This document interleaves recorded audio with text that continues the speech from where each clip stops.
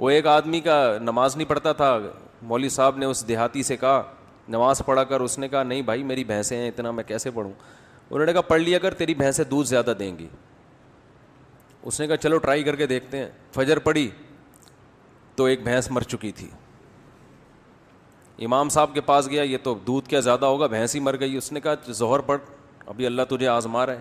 کہا چلو ظہر پڑھ کے دیکھتے ہیں. ظہر پڑھی تو دوسری بھینس مر گئی. بڑا پریشان ہوا. امام صاحب نے کہا اللہ آزما رہا ہے, بس دیکھ رہا ہے ابھی ایک دم بڑھے گا دودھ. عصر پڑھی تیسری بھینس مر گئی. مغرب پڑھی چوتھی بھینس مر گئی. بڑا پریشان, ایک کٹا رو رہا تھا, چیخ رہا تھا بہت زیادہ. بھینس کے چھوٹے کٹے ہوتے ہیں نا, شور مچا رہا تھا. تو یہ دیہاتی اسے کہتے ہیں زیادہ شور نہیں مچار, تو خالی 2 نفل کی مار ہے.